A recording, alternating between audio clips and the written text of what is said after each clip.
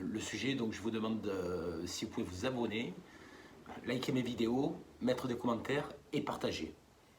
Donc aujourd'hui, la question c'est comment fonctionnent les fibres musculaires. Donc c'est vrai qu'on s'intéresse souvent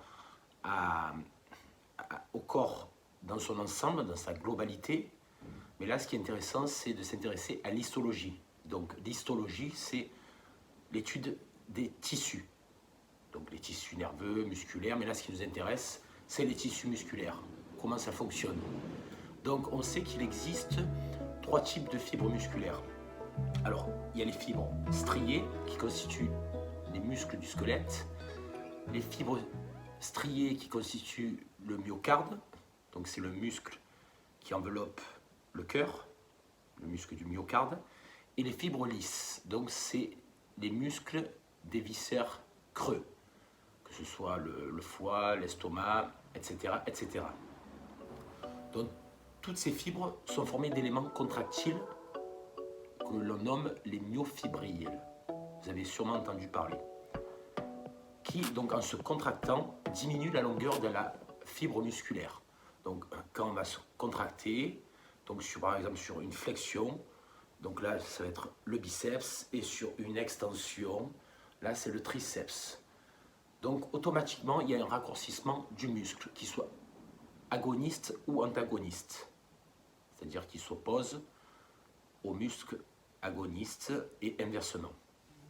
Alors, seules les fibres striées squelettiques sont directement soumises à la volonté. C'est-à-dire que j'ai décidé de faire tel mouvement, tel soulevé avec la barre, c'est moi qui ai pris la décision de le faire.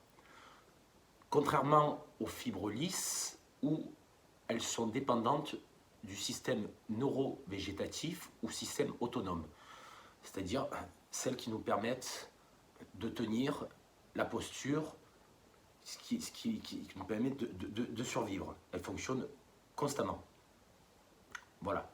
Donc bien différencier les fibres striées, donc celles qui sont soumises à la volonté, pour faire simple, parce que c'est bien plus compliqué que ça, et les fibres lisses qui sont soumises non à la volonté, mais au système postural, au système neurovégétatif ou système autonome. Voilà. Alors, je vais rentrer un petit peu plus en détail. Donc, parmi les fibres striées, certaines sont à contraction lente. Elles permettent des contractions peu intenses et durables. Par exemple, des efforts d'endurance, comme un marathon, une course de fond, etc., etc. Ou du cyclisme, le Tour de France, voilà. D'autres, à contraction rapide, permettent des contractions intenses et peu durables, efforts de résistance.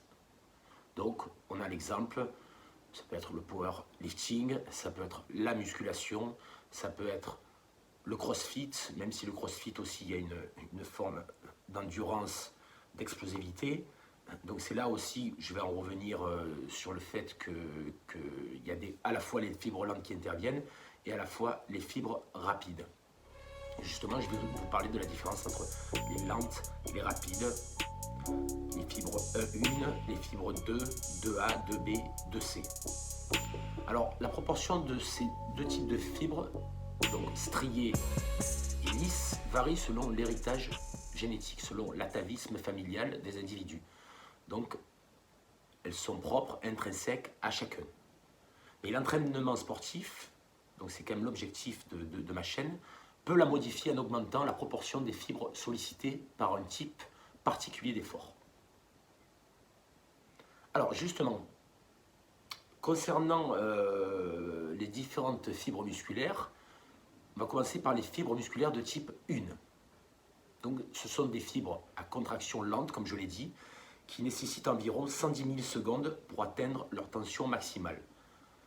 Donc c'est un effort plus lent, elles vont se contracter plus lentement. Donc on retrouve ça dans les sports d'endurance plutôt. On parle également des fibres musculaires rouges, car elles sont riches en myoglobine et mitochondries. Donc c'est vrai que quand on observe la myoglobine qui est en rapport avec l'hémoglobine dans le sang, qui permet une meilleure oxygénation des tissus, la couleur est rouge, puisqu'il y a un afflux sanguin beaucoup plus important. En réalité, elle possède de fortes concentrations d'enzymes dites oxydatives.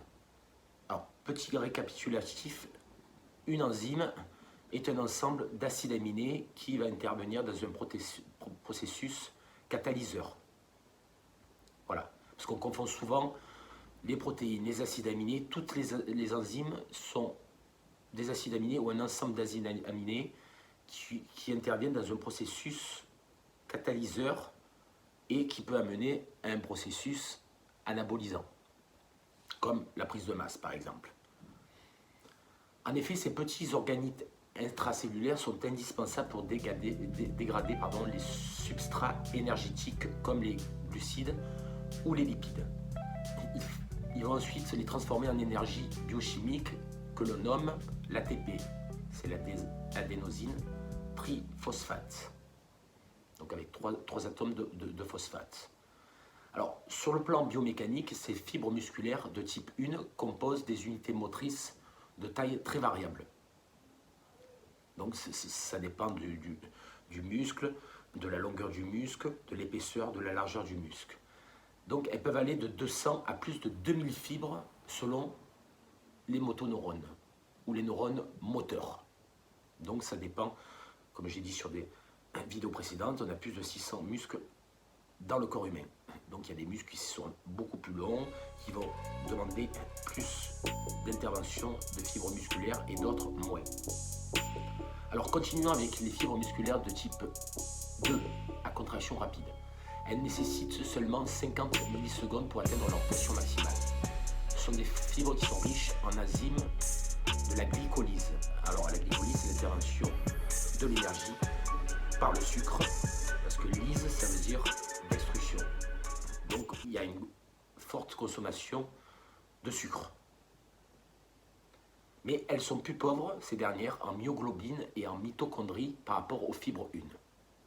On parle également des fibres musculaires blanches. Voilà.